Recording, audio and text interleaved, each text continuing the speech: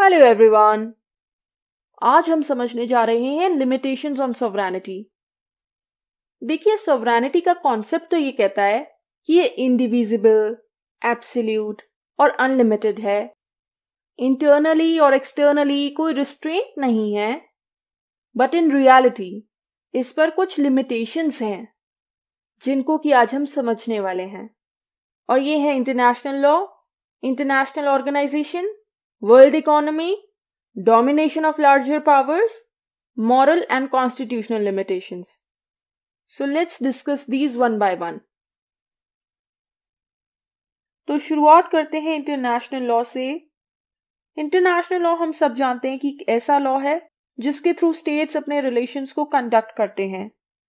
And international law as a limitation to sovereignty का main basic idea ये है कि जो इंटरनेशनल लॉ के रूल्स होते हैं वो स्टेट की सॉवरेनिटी को लिमिट करते हैं, उसकी सॉवरेनिटी पर एक रिस्ट्रेंट लगा देते हैं। क्योंकि हम सब जानते हैं कि इंटरनेशनल लॉ में ट्रीटीज होती हैं, कन्वेंशंस होते हैं, अग्रीमेंट्स होते हैं जो स्टेट्स आपस में मिलकर साइन करती हैं। और जब ये ट्रीटीज और अग्रीमेंट्स इफेक्ट में आ जाते हैं तो स्टेट्स पर ऑब्लिगेशंस लग जाते हैं। उनको ट्रीटीज की कंडीशंस को फॉलो करना होता है, जो कि एक तरीके का रिस्ट्रिक्शन ही है।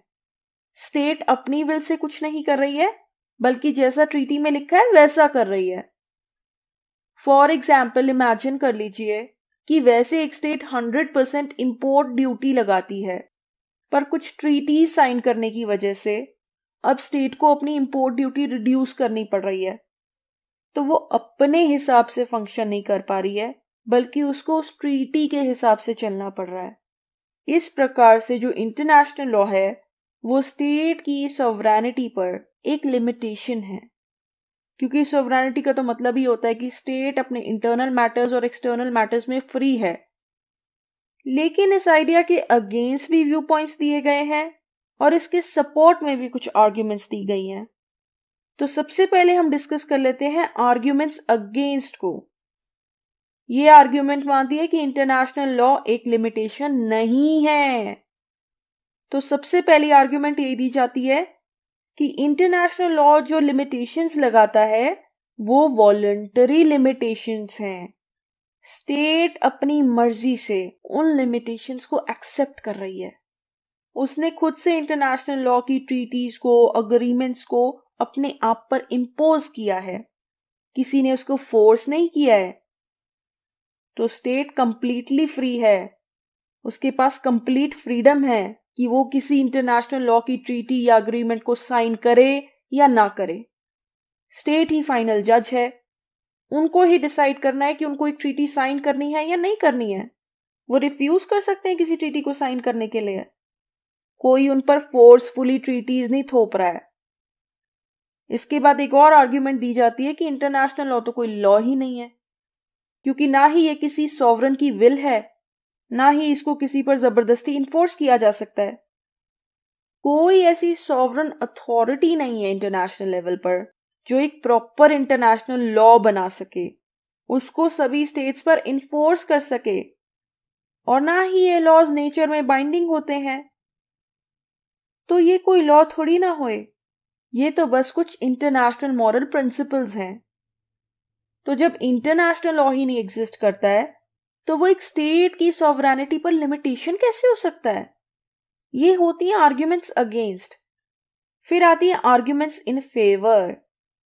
ये मानता है कि जो इंटरनेशनल लॉ होता है, इसके जो ट्रीटीज और अग्रीमेंट्स होते हैं वो एक स्टेट पर कुछ रिस्ट्रिक्शंस इंपोज करते हैं, उन पर कुछ रेगुलेशंस लगाते हैं जो कि एक स्टेट की सॉवरेनिटी को अफेक्ट करता है। जैसे कि अभी मैंने आपको एक इंपोर्ट ड्यूटी वाला एग्जाम्पल बताया, उसने अपनी मर्जी से कुछ नहीं किया, बल्कि जो ट्रीटी में लिखा था उसको उसके अकॉर्डिंग चलना पड़ा। एक और आर्ग्यूमेंट भी दी जाती है कि इन केस, नाउ ये एक हाइपोथेटिकल बात कर रहे हैं, अगर एक ऐसी इंटरनेशनल ऑर्गेनाइजेशन एस्टैब्लिश हो जाती है जिसका कि एक यूनिफाइड कंट्रोल हो, बहुत ही सेंट्रलाइज सा कंट्रोल हो, जो कि बहुत ताकतवर ऑर्गेनाइजेशन हो, ऐसे केस में एक स्टेट की एक्सटर्नल सॉवरेनिटी बिल्कुल ही खत्म हो जाएगी। एक्सटर्नल सॉवरेनिटी क्या होती है? Freedom from interference of any other state. But अगर एक इंटरनेशनल ऑर्गेनाइजेशन एस्टैब्लिश हो जाती है जो कि बहुत पावरफुल है, जो सभी स्टेट्स को कंट्रोल कर सके, तब स्टेट्स की एक्सटर्नल सॉवरेनिटी एंड हो जाएगी। तो इस प्रकार इंटरनेशनल लॉ जो है वो एक लिमिटेशन होता है स्टेट की सॉवरेनिटी पर। इसमें मैंने आपको दोनों ही आर्ग्यूमेंट्स बता दी हैं। इसी से रिलेटेड एक और लिमिटेशन है, वो है इंटरनेशनल ऑर्गेनाइजेशंस की लिमिटेशन। ये सॉवरेनिटी को कैसे लिमिट करती हैं? देखो, हम सब जानते हैं कि मॉडर्न टाइम्स में, कंटेम्पररी टाइम्स में बहुत सी इंटरनेशनल ऑर्गेनाइजेशंस इमर्जेंस में आई हैं।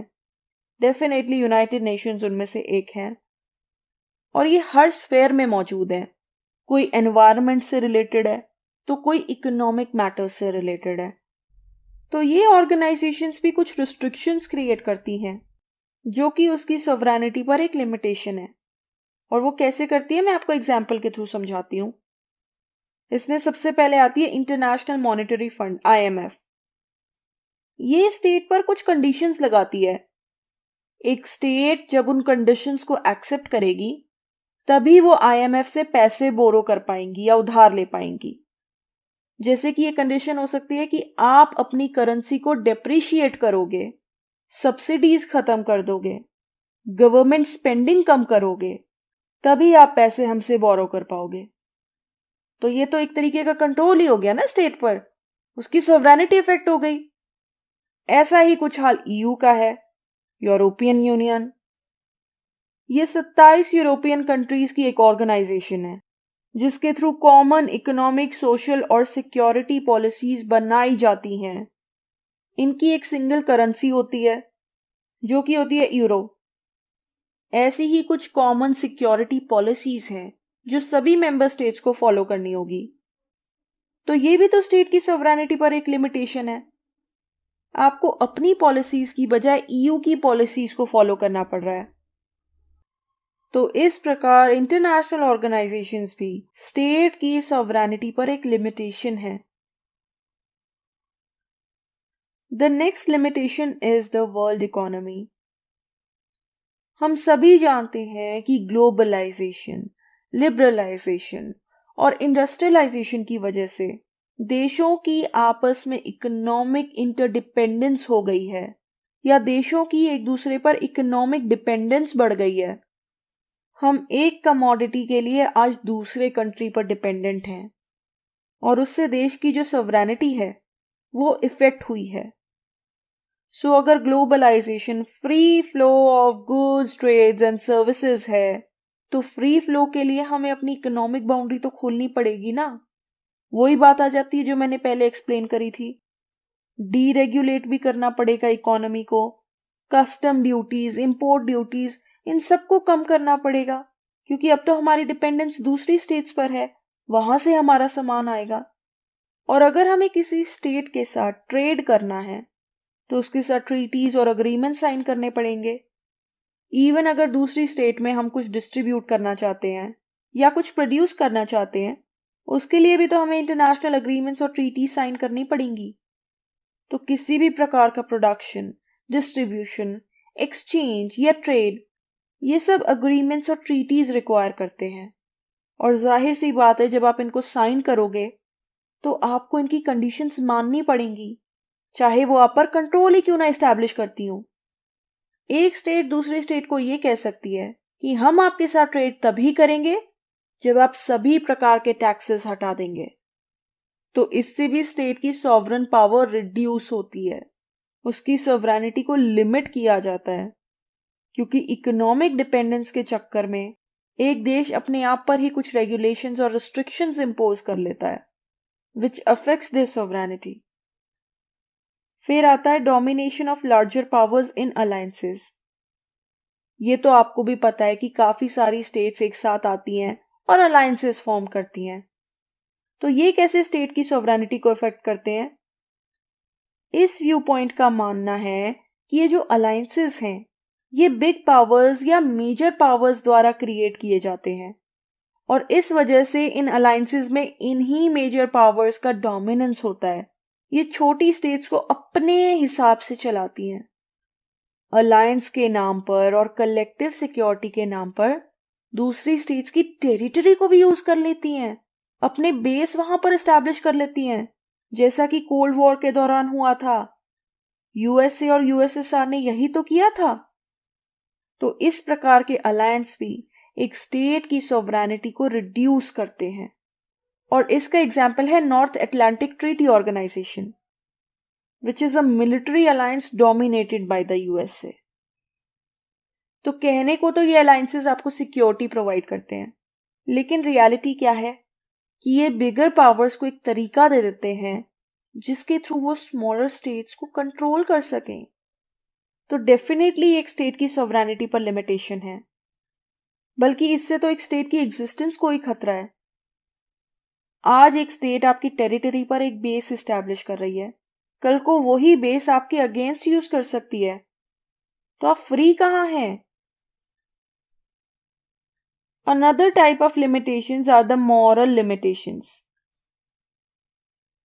ये नैतिक तौर पर ऐसी लिमिटेशंस हैं जो एक स्टेट की सॉवरेनिटी को अफेक्ट करती हैं। ये व्यू पॉइंट मानता है कि एक स्टेट की sovereignty divine law, natural law या मॉरल लॉ द्वारा लिमिट की जाती है। नेचुरल या मॉरल लॉ क्या होते हैं, ये मैं लॉ वाली वीडियो में एक्सप्लेन कर चुकी हूं। तो ऐसे प्रिंसिपल्स जो मोरालिटी, नैतिकता, रिलीजन या जस्टिस पर आधारित हो, ये एक स्टेट की सॉवरेनिटी को कैसे एक्सरसाइज किया जाता है उसको इफेक्ट करते हैं। क्योंकि ऐसा माना जाता है कि स्टेट कभी भी ऐसे लॉज नहीं बनाएगी या उन्हें इन्फोर्स करेगी जो कि नैतिकता के खिलाफ हो या मोरालिटी के अगेंस्ट हो, जो जस्टिस पर बेस्ड ना हो, क्योंकि ऐसे लॉज लोगों को पसंद नहीं आएंगे, वो इनके खिलाफ आवाज उठाएंगे और हो सकता है रिवोल्ट भी कर दें। तो सपोज कर लीजिए कि राइट टू प्रॉपर्टी एक नेचुरल लॉ है जो कि सिटीजन्स एंजॉय करते हैं, तो स्टेट कभी भी ऐसे लॉज नहीं बनाएगी जो एक पर्सन की राइट टू प्रॉपर्टी को छीन सकते हैं, क्योंकि अगर उन्होंने ऐसा किया तो सिटीजन स्टेट के अगेंस्ट आवाज उठाएंगे। स्टेट ऐसे ही लॉज बना सकती है जो कि मोरालिटी और जस्टिस के आइडिया पर बेस्ड हो, क्योंकि ऐसे ही लॉज हैं जो जनता द्वारा एंजॉय किए जाते हैं, ये पब्लिक ओपिनियन पर बेस्ड होते हैं। देन फाइनली आते हैं कॉन्स्टिट्यूशनल लिमिटेशंस। कॉन्स्टिट्यूशनल लिमिटेशन का बेसिक आइडिया क्या है कि एक स्टेट की सॉवरेनिटी उसके कॉन्स्टिट्यूशन द्वारा लिमिट की जाती है। और कॉन्स्टिट्यूशन कैसे लिमिट करता है स्टेट की सॉवरेनिटी को? Fundamental rights and division of powers के थ्रू। ये व्यू पॉइंट मानता है कि एक स्टेट का जो कॉन्स्टिट्यूशन होता है वो उसकी सॉवरेनिटी को लिमिट कर देता है ताकि वो बहुत ज्यादा पावरफुल ना बन सके। और कॉन्स्टिट्यूशन के थ्रू डिवीजन ऑफ पावर्स भी यही इंश्योर करता है कि पावर्स अलग अलग जगह पर डिस्ट्रीब्यूट कर दी जाएं ताकि कोई भी बहुत ज्यादा पावरफुल ना बन सके। साथ ही साथ सिटीजन्स को फंडामेंटल राइट्स ग्रांट किए जाएं ताकि अगर उनका वायलेशन होता है तो सिटीजन्स कोर्ट का भी सहारा ले सकें।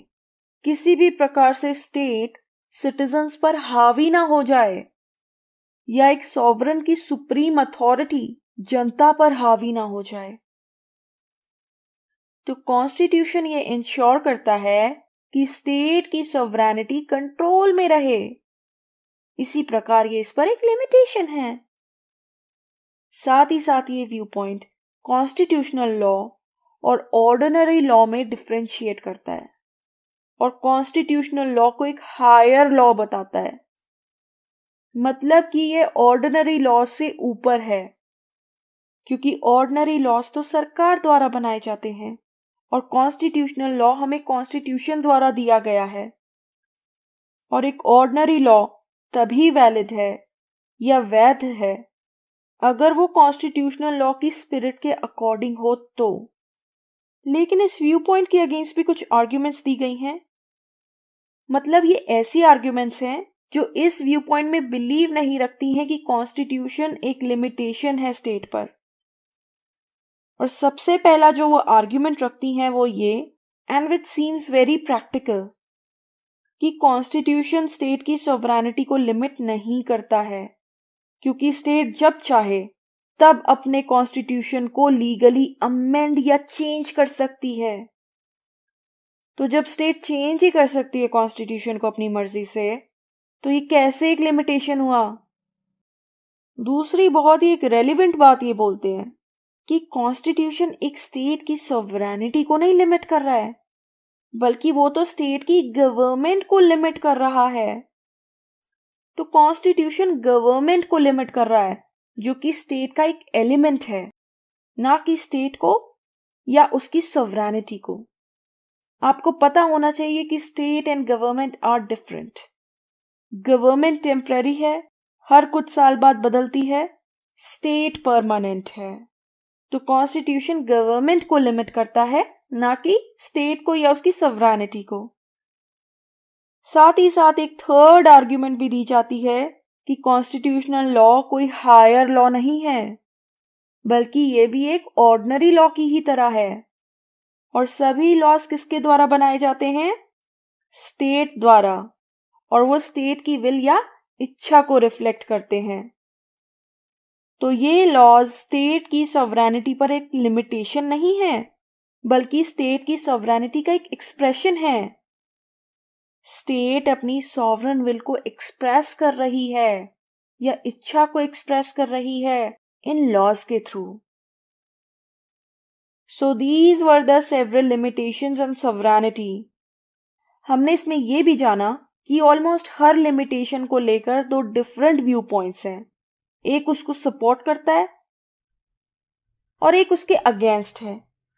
तो मैंने दोनों ही पर्सपेक्टिव से आपको ये टॉपिक समझाया है। उम्मीद है कि आपको समझ में आया होगा। तो आज की वीडियो में इतना ही। अगर आपको मेरी वीडियो पसंद आई हो तो प्लीज़ इसे लाइक कीजिएगा, अपने दोस्तों और फैमिली रिलेटिव्स के साथ शेयर कीजिएगा और मेरे चैनल को सब्सक्राइब कीजिएगा। Thank you so much. आपका दिन शुभ हो।